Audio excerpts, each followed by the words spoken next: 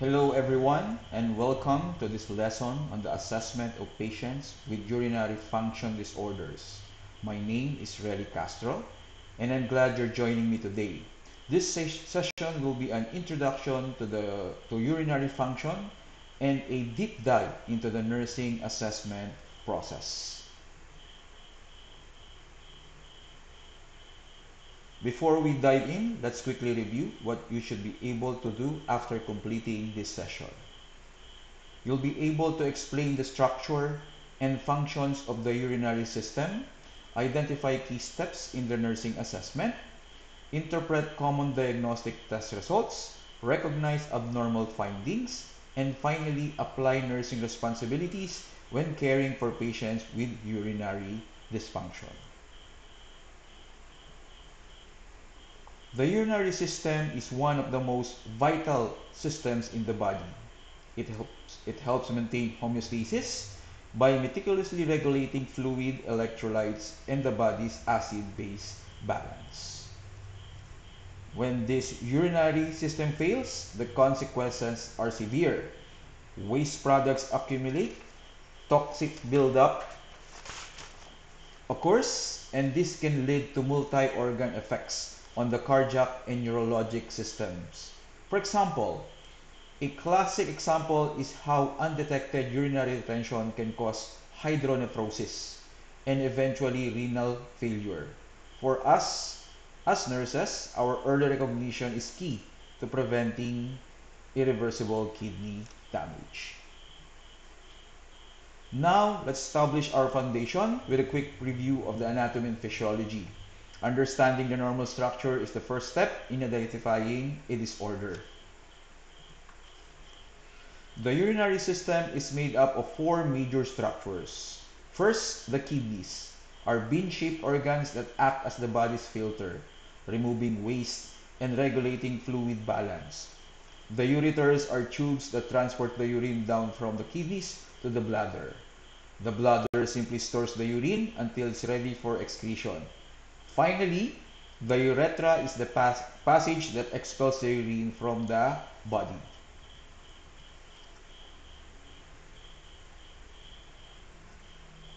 Besides filtering waste, the urinary system regulates blood pressures, produces erythropoietin for red blood cell production, and activates vitamin D. These are all crucial to sustaining life. Okay. When we assess a patient, we compare their findings against normal characteristics. Normal urine should be pale yellow to amber in color and have a mild aromatic odor. It should be perfectly clear. The normal specific gravity is 1.010 to 1.025. The pH ranges from 4.6 to 8.0 and a normal 24-hour volume is between 1,000 and 2,000 milliliters per day. Let's move on to the actual assessment, starting with the health history and subjective assessment. This is where we gather the patient's narrative.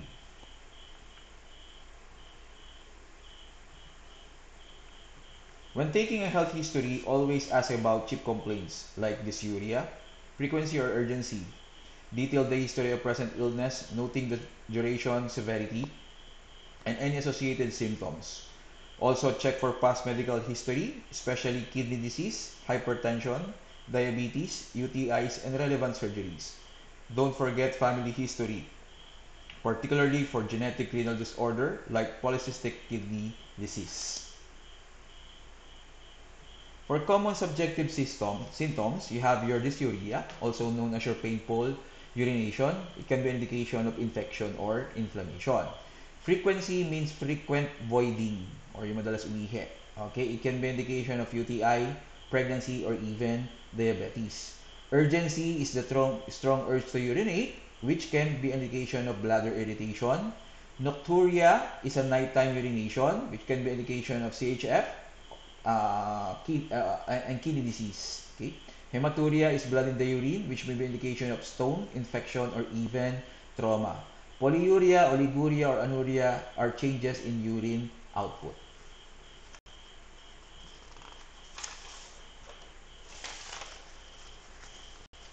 For the lifestyles and risk factors, the things that we are actually trying to determine are fluid intake habits.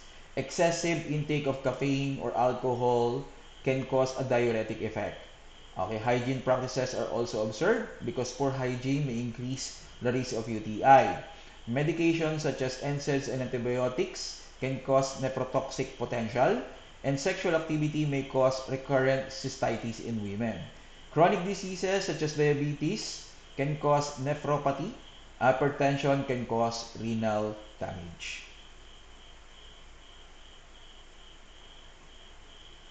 Remember to always maintain privacy and report. Use open-ended questions and active listening to get the most accurate subjective data.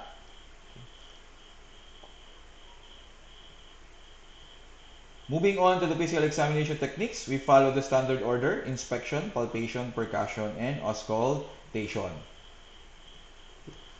Inspection is your detailed visual check. Look for changes in skin color and edema. Pallor can be a signal of anemia, while puffiness may indicate renal failure. Check the abdomen for distension, which may mean a full bladder. Also observe any urinary devices like catheters, drains, or stomas. Palpation must be gentle when palpating the bladder. Okay. Gentle pressure over the suprapubic area or just above the pubic bone can reveal distension, which indicates urinary retention. Palpating the kidney is best done on thin patients to feel for enlargement or tenderness. The techniques involve placing one hand under the flank and the other on the abdomen and pressing gently. With percussion, a dullness sound heard over the suprapubic area is another sign of bladder distension. The key kidney test is the CVA tenderness test.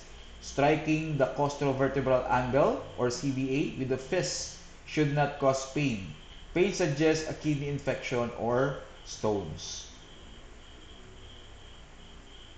Finally, auscultation is where you listen for renal bruits. These are whooshing sounds heard over the abdominal aorta or renal arteries and may indicate renal artery stenosis, which is narrowing of the artery. Remember, absent sounds are actually normal in this area. As nurses, we have specific nursing responsibilities during the physical exam. Always ensure privacy and comfort. Encourage the patient to empty their bladder before the exam to ensure accurate findings. Explain the procedure thoroughly to reduce anxiety, and as always, document findings objectively and immediately. Next, let's review the common diagnostic tests used to assess urination. Urinary function. Okay. Urinalysis is fundamental. It provides valuable information about infection, renal function, and metabolic conditions. As a nurse, your role is to ensure a midstream clean catch specimen is collected and that it's properly labeled and sent to the lab promptly. For example, a cloud urine with white blood cells strongly suggests a likely infection. The urine culture and sensitivity goes a step further by identifying the specific bacteria causing the infection and determining the best antibiotic treatment. The key nursing note here is to always collect the specimen before the patient starts taking any antibiotics. 24-hour urine correction is a functional test often used to measure creatinine clearance and protein levels. Your primary nursing reminders are to discard the very first urine. The patient voids collect all subsequent urine for a full 24 hours and keep the collection container on ice to preserve the sample. Blood tests are crucial. The normal range of BUN is 10 to 20 milligrams per deciliter, and for creatinine, it is 0.6 to 1.3 milligrams per deciliter. Elevated values in both of these blood urea nitrogen and creatinine indicate renal dysfunction. For instance, a BUN of 40 milligrams per deciliter and a creatinine of 3.0 milligrams per deciliter would signal an acute kidney injury.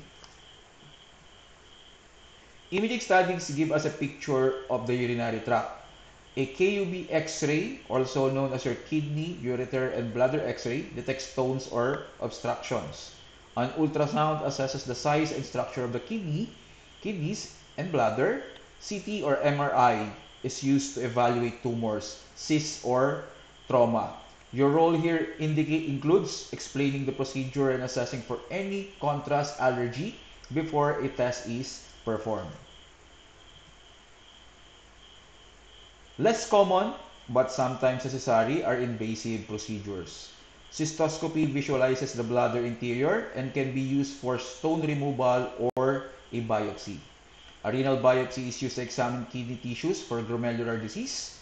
The most important pre- and post-care nursing responsibility is to monitor for bleeding, infection, and hematuria.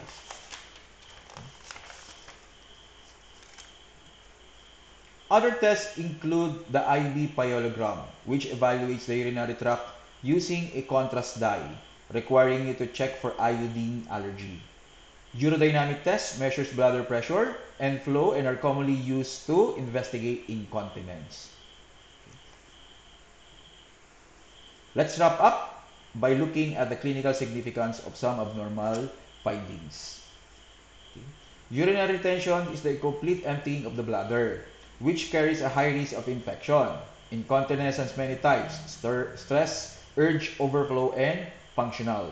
Nursing care for these issues involves encouraging time voiding and pelvic floor exercises. For a UTI, classic symptoms include frequency, urgency, a burning sensation, cloudy urine, and foul odor. UTIs are typically caused by bacterial contamination, with E. coli being the most common. Prevention is key. Encourage adequate fluids, front-to-back wiping in female patients, and early voiding after intercourse. Renal function impairment manifests as elevated BUN and creatinine, edema, hypertension, and oliguria or low urine output. Complications can be severe, including uremia, metabolic acidosis, and anemia. Your nursing role is critical. Monitor fluid balance, track daily weights, and carefully measure urine output. Hematuria is simply blood in the urine, and it can be caused by infection, trauma, or stones. Proteinuria indicates glomerular damage, possibly nephrotic syndrome. For example, the presence of a foamy urine is a visual clue that there may be significant protein loss. We return to the central theme: nursing assessment and documentation. Okay. So when collecting data, take note of your subjective and objective data. An example of subjective data is the one that is actually being said by the patient. For example, a patient said, "I feel pain when I urinate."